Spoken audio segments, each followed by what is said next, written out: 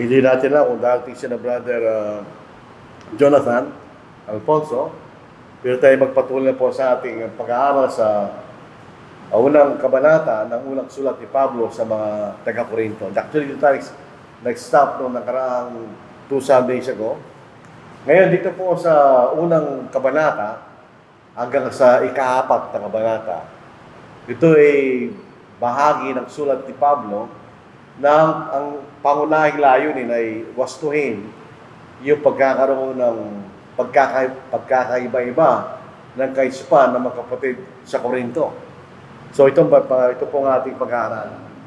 Now I plead with you, brethren, by the name of our Lord Jesus Christ, that you all speak the same thing, and that there be no divisions among you, but that you be perfectly joined together in the same mind and in the same judgment. So dito malakita natin, meron silang problema. Kasi ang apel ni Apostle Paul, sila'y magsalita lang sa bagay at magkaroon siyang kaisipan ng siyang katulang ganyan. So by necessary inference, mayroong problema doon sa bagay na yun. Hindi pa sinasabi ni Apostle Paul kung ano yung problema na yun. Pero kung ano man ang problema na yun kanya, lahat ng suliranin sa larangan ng pananampalataya, ang may solusyon dyan ay ang otoridad ng ating Panginoon. Sabi, di tayo pwedeng gumawa sa kanyang solusyon sa namang espiritual na suliranin. Dito makikita natin, ito yung problema na ng pagkakabahagi sa loob ng iglesia sa Corinth. Meron silang party spirit. Hindi pa ito official na division, pero meron na silang iba-ibang kaisipan na nadudulot ng stress sa loob po ng church sa Corinto. So, hindi gusto ng Panginoon yan, di ba? Dahil ang ating Panginoon, nung siya'y nanalangin sa kanyang Ama, ito ang kanyang ipinanalangin. Sabi niya, I do not pray for this alone, but also for those who will believe in me through their word, that they all may be one, as you, Father, are in me and in you.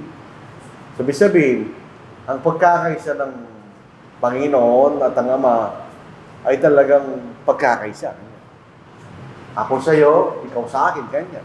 Hindi ito literal na ang Ama ay nasa kanya at siya nasa Ama. Posible yun. Ang ibig sabihin silang pagkakaisa kanya. That they also may be one in us. That the world may believe that you sent me. And the glory which you gave me, I have given them, that they may be one just as you are one. I in them, you in me, that they may be made perfect in one, that the world may know that you have sent me, and have loved them as you have loved me. Yun yung sinasabi ng Panginoon. Gusto niya tunay na pagkakaisa sa kanyang mga lagad. So, inaapil niya Apostle Paul yun. Ang ating Panginoon, ayaw niya kanya ipagkakaroon ng pagkawatak-watak, pagkababahagi, ang kagusto niya magkaroon ng pagkakaisa kanya. Pagkakaisa sa pamamagitan ng salita. Salitang ipinahayag ng ating Panginoon. So, dito makikita natin na may suliranin sila sa ganung bagay kayo. That there be no divisions. Itong division, ang ibig sabihin, ito isang bagay ng sa isang papel, parang ano mo meron siyang crack, ibig sabihin. Yan ang ibig sabihin division. Meron siyang tear or rent, kanya. Yan, ginanon mo. Dati, buo, tapos, para meron ng ano. Ito yung ginagamit sa ganung isang paraan sa New Testament na merong, para bagang merong punit. Yung pasaya sa Tagalog. Sa Matthew 9:16. Sino man ay hindi nagtatagpi ng bagong tela sa lumang damit, sapagkat pinabatak ng tagpi ang damit at lumalala ang punit, ganyan. So, yung salitang punit, yan ang skisma kanya, punit. So, pag nagkakaroon tayo ng division sa isa't isa, nagkakaroon tayo ng punit kanya. Yung relasyon na dati ay nagkakaisa, napupunit yun, ganyan. Yan ang sinasabing kahulugan ng salitang division na sinasabi ito ni Apostle Paul. So, meron silang punit, ganyan. In other words, bago dumating yung suliranin na yan, wala silang problema. Sila nagkakaisa. Ngayon nagkakaroon sila ng punit, ganyan. Yan ang sinasabi ni Apostle Paul. Tingnan niyo, sa panahon ng ating Panginoon, ganon lang nangyayari sa mga Hudyo. Meron silang punit tungkol sa ating Panginoon. In other words, hindi sila nagkakaisa sa kanilang opinion sa ating Panginoon. So may punit. Ginamit din sila ng skisma doon sa punit na yun. Halimbawa, sa John chapter 7 verse 43, kaya nagkaroon ng pagkahati-hati sa maraming tao dahil sa Kanya. Yung pagkahati-hati, yan ang skisma Kanya. Iba-iba ang kanilang pagtingin sa ating Panginoon. Hindi sila nagkakaisa. Dito sa John 9:16, kaya sinabi ng ilan sa mga Pariseyo, ang taong ito ay hindi mula sa Diyos, sapagkat hindi siya nangingilin ng Sabat. Subalit sinabi ng iba, paano makakagawa ng gayong mga tanda ang isang taong makasalanan? At nagkaroon ng pagkakahati-hati sa kanila. So sila'y punit. Hindi sila nagkakaisa doon sa kanilang pagtingin sa ating Panginoon. Yun ang skisma kanya. So sa sitwasyon ng taga-Corinto, sila'y may punit. Yan. Yan ang sinasabi ni Apostle Paul. Meron silang punit. At makikita natin kung anong punit na yun. Itong sitwasyon sa Corinto, meron silang punit sa mga kapatid. Meron silang punit. Hindi pa ito isang formal na paghihiwalay, pero nagkakaroon silang iba-ibang opinyon at kaisipan na para baga nagbabadya na masira kayo ng pagkakaisa. Kaya seryoso yung problema na yun, kaya kailangan pigilin nga niya. Sa talatang ito, hindi po sinabi ni Pablo kung ano ang dahilan ng punit sa mga kapatid. So may punit. So pag sinabing division, galing sa salitang skisma, punit yan niya. Dating yung parang papel na dati ay isang papel dahil sa punit. Yun ang sinasabing kahulugan ng salitang skisma. Sabi rito, that you be perfectly joined together in the same mind and in the same judgment. Dahil iba-iba nga kailang kaisipan. Yung salitang mind, knows. Hindi ito basta kaisipan. Ano yung isang kaisipan na dapat magkaroon ang mga taga-Corinto at mga Kristiyano? Yung salitang knows, yan ang tamang paraan ng kaisipan. Tamang paraan ng pag-iisip, ibig sabihin. Kasi yung mga tao, mayroon tayong paraan ng pag-iisip eh. Pero dito sa salitang mind, same mind kanya, yung tamang paraan ng pag-iisip. Yung Christian way of thinking. Kanya. Dito sa chapter 2 verse 1 ng chapter 2 verse 16 ng Corinto, for rest known the mind of the Lord, that he may instruct him. But we have the mind of Christ. Kanya. Hindi sinasabi ni Pablo na yung kaisipan mismo ng Kristo nasa kanila. Hindi eh. Yung salita ng Panginoon, ganyan, nasa kanila. Yung paraan kung paano ang Panginoon ay mag-iisip, nasa kanila. Anong ginagamit nila? Ang salita ng Diyos. So meron silang isang paraan ng pag-iisip.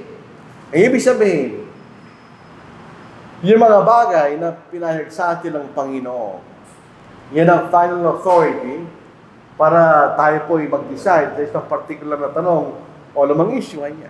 Yun ang paraan ng pag-iisip. Alam ba sinasabi ng salita ng Diyos tungkol sa bagay na ito? Yung ibig sabihin, no? Iyan ang paraan para ayusin natin kung ano man kanya yung tanong o problema o issue na sa mga kapatid. Yung judgment, knowing. Yun ang paraan kung paano natin naayusin ang isang bagay na pinagkakaroon ng problema ng mga kapatid. Ganyan. So, naalam natin ang sinasabi ng Panginoon. So, we have the same mind. Ganyan. Tayo nag-isip sa ganung paraan. Pero yun din ang gagamitin natin para magkaroon tayo ng kahatulan. Ganyan.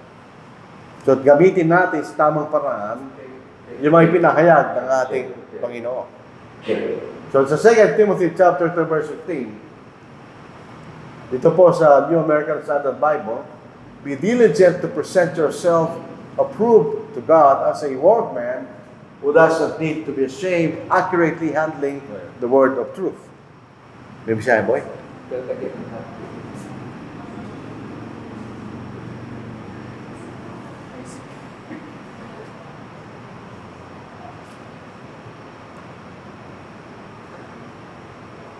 O yun po makikita natin. Ang malas nga. So, meron tayong paraan ng pag-iisip. Ginagamit natin ang salita ng Panginoon at doon tayo nagkakaroon ng isang kahatulan. Yan ang sinasabi ng Apostle Paul. In other words, Huwag inyong gamitin ang inyong sariling paraan ng pag-iisip ganyan. Yung sariling kaalaman na nasa inyo. Gamitin natin yung nasa kaalaman ng Panginoon. Yung mga bagay na ipinayag sa atin para magkaroon tayo ng isang kahatulan. Ganyan. At di tayo magkaroon ng punit. Yan ang sinasabi ni Apostle Paul. So, ang ating pagkakaisa, inihaayon natin ang ating sarili kung ano man ay pinahayag ng Panginoon. Hindi sa ating sariling opinyon, kumikita natin. So pag pinag-aaral natin ang ano dapat nating pag-aralan, ang paraan o gagawin natin yun, ay malaman natin kung ano sinasabi ng Panginoon tungkol sa mga bagay na dapat nating pag-aralan. At magkakaroon tayo kanya ng pagkakaisa. So in other words, ang sinasabi ito ni Apostle Paul, yung mga taga-Korinto, hindi nila tinitingnan kung ano ang sinasabi ng Panginoon tungkol sa bagay na ito na problema nila. Ngayon, dito sa verse 11, for it has been declared to me concerning you, my brethren, by those of Chloe's household, that there are contentions among you. Yung salitang contention, isang pagtatalo-talo. Kaya sabi rito, ipinahayag sa akin ganyan. Niyada, para natin bibigyan, dilo, to reveal, to make clear the meaning ganyan. So si Chloe, nagpakita siya ng katibayan para sabihin, para makumbinsin din si Apostle Paul, na yung sasabihin totoo kanya, hindi lang siya dismiss. Kaya ang naniwala si Apostle Paul, dahil mayroong saktong ebidensya na pinakita si Chloe, kanya, yung sambahayan ni Chloe, tungkol sa bagay na ito, ano yun? There are contentions among you. Yung contention, eris, ito yung pagtatalo-talo. Tatalo-talo. Sa bagong tipan, ito yung palagi ginagawa sa masamang paraan. Ito yung masamang pagtatalo-talo. The verse says 3:4. For when one says, I am of Paul, and another, I am of Apollos, are you not mere men? Ibig sabihin, kung gano'n lang kaisipan na meron kayo ganyan, hindi kayo Kristiyano ganyan. Kayo tao. Ibig sabihin, hindi kayo Kristiyano. What then is Apollos? And what is Paul? Servants through whom you believe. In other words, ang mga mangaral, alam naman sila ganyan kung tutuusin. A special na kahalagahan ganyan. Sila yung mga lingkod lamang na kung sa pa ginamit ng Panginoon para kay sumampalataya. Even as the Lord gave opportunity to each one. Ibig sabihin, iba-iba rin ang ibinigay na gawain o kakayahan ng Panginoon sa bawat nangarap. Sabi rito, I planted, sabi ni Pablo, so magaling siya magtayo, Apollos watered. So si Apollos, magaling siyang magpalaki. But God was causing the growth. So that neither the one who plants nor the one who waters is anything, but God who causes the growth. Ganyan. Ang Diyos na nagpapalago, hindi kayo ganyan. Ginagamit lang kayo ng Panginoon para magawa niya layunin niya, pero siya kayo nagpapalago. So, hindi pwede magmalaki ng tanim, hindi pwede magmalaki ng tubig. Dapat, kasi Diyos ang nagpapalaki, hindi kayo kanya. So, in other words, ito yung pagtatalo-talo nila. Na makikita natin, ang susunod na talata, ay na pagtatalo-talo nila. So, paano nagkakaroon ng pagtatalo-talo? Kapag kang isang tao, magsisimula siyang itaas ang sarili niya, at hindi ating Panginoon, at nagtuturo sa kanyang sariling pananaw kaysa kung anong sinasabi ng Panginoon, magkakaroon ng pagtatalo-talo. Siyempre, may mga taong naniniwala sa totohanan, hindi sila papayag doon. So, magkakaroon ngayon ng pagtatalo-talo tayo sa mga kapatid. So, minsan, ang contention o eris, ipinapakalaki yan sa inggitan, ambisyon, pagnanasang ikaw ay kilalanin, etc. Yun ang pinanggagalingan niya. So, isang Kristiyano, hindi natin iniisip yan, naglilingkod lang tayo. Kung ano dapat natin gawin sa na pinangguto sa atin ng Panginoon. So, yung problema sa Corinth, yung mga kapatid, may kanya-kanya silang partido, parang politika. So, naglalaban sila sa isa't isa. Yan ang makikita natin sa susunod na tala ito, makikita na sa verse 12. Now I mean this, that each one of you is saying, I am of Paul, and I am Apollos, and I have Cephas, and I have Christ. Yung Cephas o Cephas, yung si Pedro. Sabi niya, ako kay Pablo, ako kay Apollos, ako kay Pedro, ako kay Kristo. Hindi naman ibig sabihin na si Pablo ay nangaral na iba kay Apollos. Hindi naman. Hindi na ibig sabihin si Apollos yung nangaral na ibang kaysa kay Pablo. Hindi rin. O kaya si Pedro ay nagtuturo ng aral na iba sa ating Panginoon. Hindi rin. Walang ebidensya doon. Pero ginagamit lang ni Pablo itong mga pangalan na ito para maipakita yung nangyayaring pagkakaroon ng party loyalty sa Corinth. Kanya. Ginamit lang niya. Ibig sabihin, nasa figure, para makita lang nila ang kailang problema doon sa lugar na yun, o sa iglesia ng Corinth. Ibig sabihin, itong mga taga-Corinto, tandaan natin, ang mga Corinthians, sila yung mga Grego. So, ang mga Grego, sila ay parang, lalo yung mga taga-Athens, sila yung mga nagkakaroon ng iba-ibang klaseng pag-iisip o karunungan. Yun ang mga philosophers.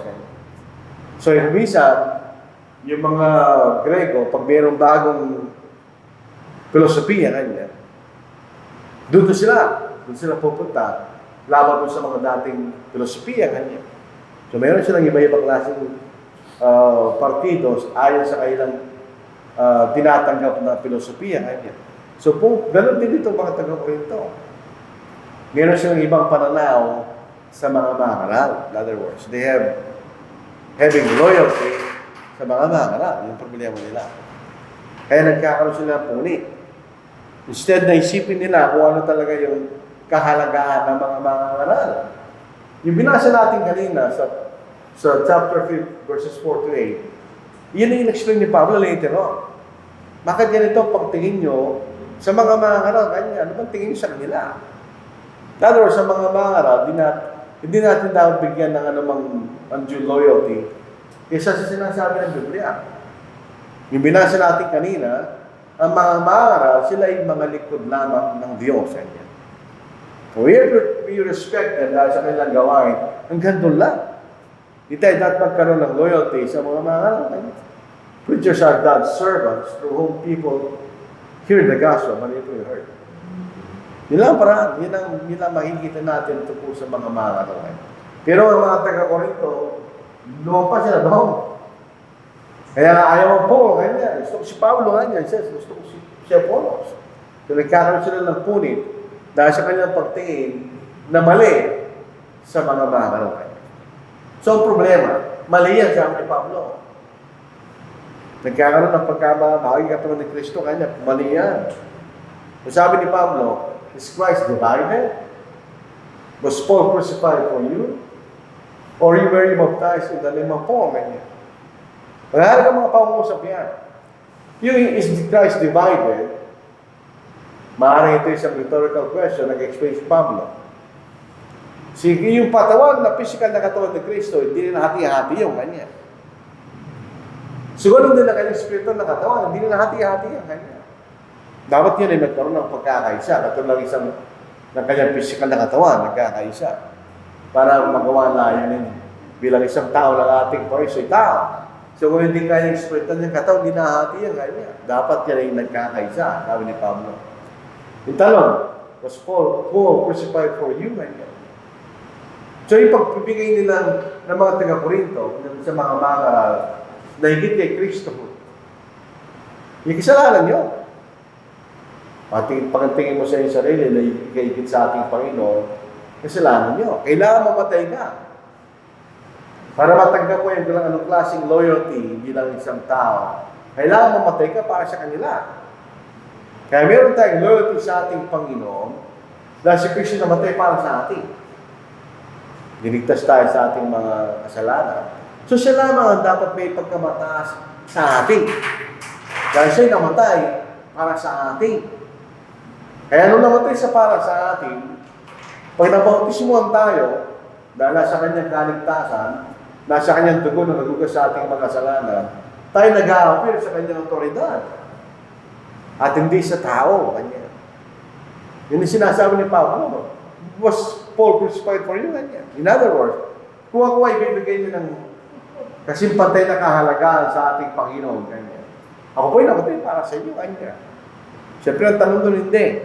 So, kung hindi nyo kadapat bigyan ng pantay na kahalagaan sa ating Panginoon, ganyan. Yung sabi niya, Apostle Paul, sino mang tao in that case. Pag tayo na bautismuhan, ito yung ating ginagawa. Yung sa 1 Peter chapter 3, verse 21, ito po yung American Standard Bible, kahit sa Tagalog, tingnan natin. Minsan maganda po yung iba-ibang salin, kasi yung mga salin, mas maganda sa iba, sa mga partikular na talata. Masaya po na sa Tagalog, baka parang ganun din. Sa Tagalog ganun din. At ang bautismo na siyang kalarawan nito, yung nangyari sa panahon ni Noah, ang nagliligtas sa inyo ngayon. Hindi sa pag-aalis ng karamihan ng laman, para nagliligtas ang bautismo sa atin. Yan ang sinasabi ng talata. Paano? Kundi bilang paghiling sa Diyos ng isang malinis na budhi sa pamagitan ng muling pagkabuhay ni Yesu Cristo. So yun ang ginagawa natin pagka tayo ay nagpapabautismo. Nag-aapil tayo sa kapangyarihan ng Panginoon, nailigtas tayo. Bakit? Sapagkat sa kanyang kapangyarihan. Sa verse 22, we at the right hand of God. Diyan ang right hand, yun ang kapangyarihan ganyan. Ang ginagamit natin kanang kamay ngayon, assistant, hindi yan ang ibig sabihin ng right hand sa Biblia. Pag sabihin, kung kayo nakaupo, yung nasa kanan mo, ano ba yung mga hari, yung nasa kanan mas makapangyarihan. Nasa kanyang kapangyarihan. Ibig sabihin, ang Panginoon ay nasa kanyang kapangyarihan ng Diyos para tayo ligtas. Having gone into heaven, after angels and authorities and powers have been subjected to Him. So siya lamang may kapangyarihan na ligtas tayo kanya. So, para isipin ninyo ang mga bagay na ito kanya. Kailangan, kung ako si Pablo kanya, kailangan namatay ko para sa inyo.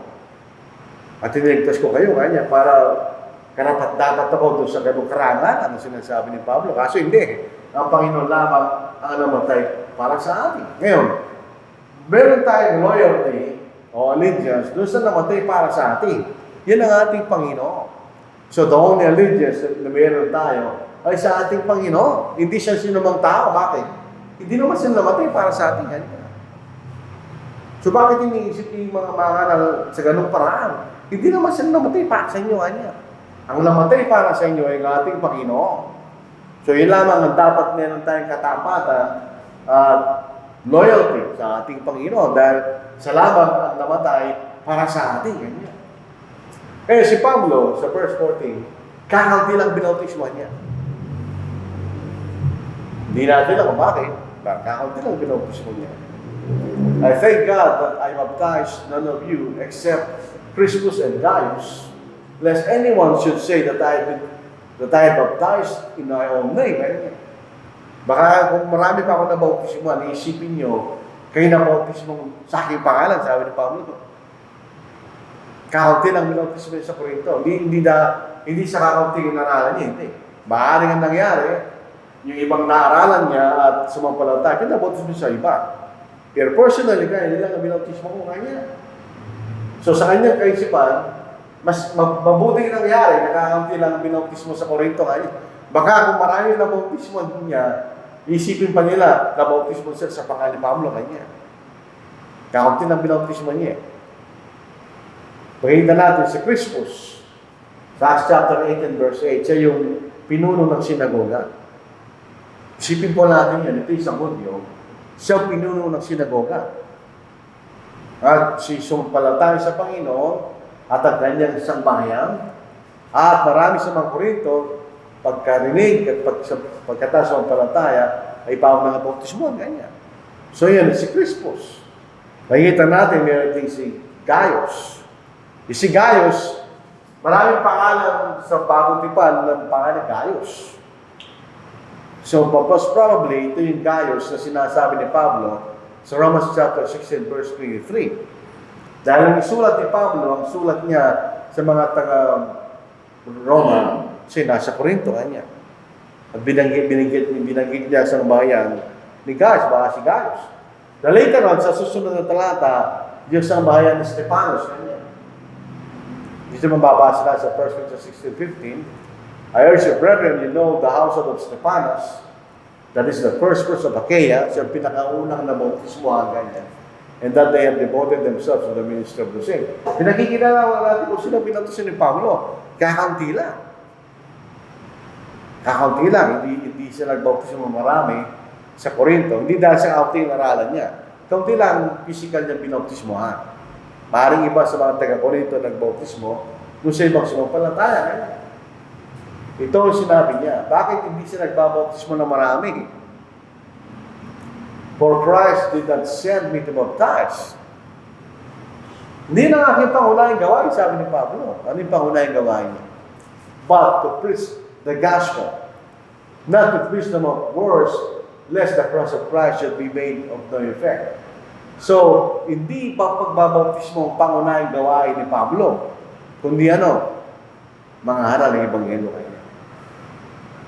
Ibang mga aral, kahit basta makabautismo lang, hindi. Ang layunin, ang pangunahing gawain ni Pablo ay paano yung Ebanghelyo niya. Ngayon, nasa tao na yun, kung magbabautismo siya, hindi problema ng mga aral yun. Ang obligasyon ay mangaral kanya. So, ang trabaho ni Pablo ay mangaral, hindi magbautismo. Kaya, ito yung dahilan, kaunti lang kanyang binautismohan. Ngayon, hindi siya mangaral. Ang trabaho, main work ng mga mangaral is to preach the gospel. Persuade yung mga tao sa kailang pangangailangan sila maligtas. On the other hand, ang obligasyon na nakikinig ay kung siya susunod o hindi. So, hindi natin pinipare sa sino man na mabautismohan. Dahil ang pangunahin ay ipangaral mo kanyang Ebanghelyo. Ay talatang ito, pag tayo pinakikipag-usap sa mga Baptist na hindi naniniwala na ang bautismo mahalaga sa kaligtasan, ginagamit nila yan. Tingnan nyo kanya.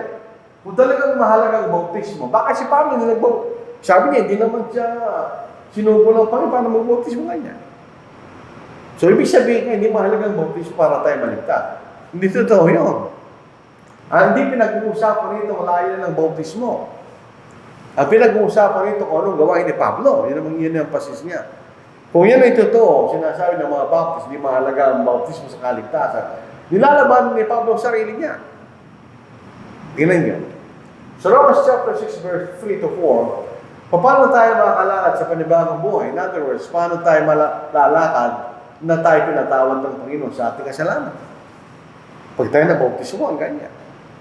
Basahin natin sa Romans verse 3, verse 4. Or do we not know that as many of us were baptized into Christ Jesus, were baptized into His death? Paano ba kahalagaan ng kamatayan ng Panginoon? Doon tumulong dugo niya, nagwa sa ating mga pagkakasala. Kapag nabautismo tayo, nangyayari sa atin, hindi tayo nililigtas sa tubig. Walang kaugnayan ng tubig sa kaligtasan. Pag tayo nabautismo sa tubig, ang mangyayari sa atin, hindi natin nakikita, yung dugo ng ating Panginoon, nililis tayo sa ating mga kasalanan. Katulad ni Naaman, nung siya nag-blood of 2 beses sa rin ng Jordan, hindi yun naglinis sa kanyang ketong. Sino? Ang Panginoon naglinis sa ketong niya. Nung siya sumunod na 7 beses siyang nag-blood sa Jordan River, ganun din pag tayo nabautismo. Hindi tayo naniniwala sa water salvation. Hindi. Yun lang ang parang sinabi sa atin ng Panginoon, parang dugo ng Panginoon ay maglinis sa ating kanya. Therefore, we are buried in Him through baptism into death, that just as Christ was raised from the dead by the glory of the Father, even so we also should walk in newness of life. Panibagong pamumuhay dahil nilinis tayo ng Panginoon sa ating mga kasalanan. Ang bautismo mahalaga sa kaligtasan. Pero sa talatang yan, hindi niya pinag-uusapan ang purpose ng bautismo. Pinag-uusapan ang lalang trabaho ni Apostle Paul ay mangaral at hindi magbautismo kayo. Tingnan nyo, yun ang ginawa ni Pablo nung sinabok ng ligtas. Sa chapter 22, verse 16, sabi niya Ananias sa kanya, and now, why are you waiting? Ano pa ginagawa mo kanya? Arise and be baptized. So, ano mangyayari pag sinabautismo and wash away your sins? Calling on the name of the Lord. Ganyan. Paano niya hugasan ng kasalanan niya? Pag sinabautismo, ang dugo ng Panginoon ang hugas sa kanyang kasalanan. So may obligasyon ka, may obligasyon ng Panginoon. So hindi ka nagpabautismo, hindi mo ahugasan ng iyong kasalanan, sabi niya. So, nalaman naman ni Pablo ang sarili niya, hindi naman. So dito sa talatang ito, hindi pinag-uusapan ang ngayon ng bautismo. Sinasabi lang ni Pablo, anong gawain ko kanya? Ipangalang Ebanghelyo. So, pag nangaral ka at may naniwala, hindi kinakailangan preacher na magbautismo.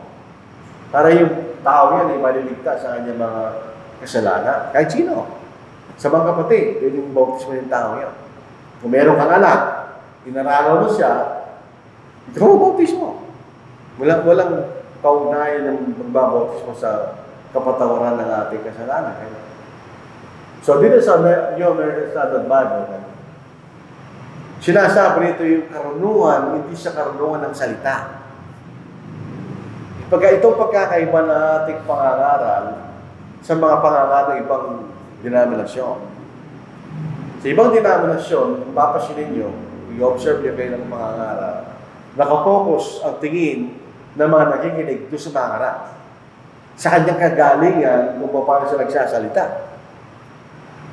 Hindi sa mga mangaral ng Ebanghelyo, hindi sa nino.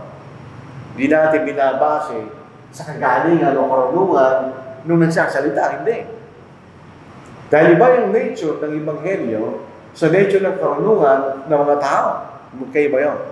Kaya gagamitin ni Pablo yung karunungan ng salita o ng karunungan ng sanglibutan sa pangalan ng Ebanghelyo sa ganung paraan, katulad ng mga Grego, yung mga philosopher na Grego, kaya nakukumbinsi yung mga tao na ikinig dahil sa kagalingan nila ng pagsasalita at kanilang karunungan.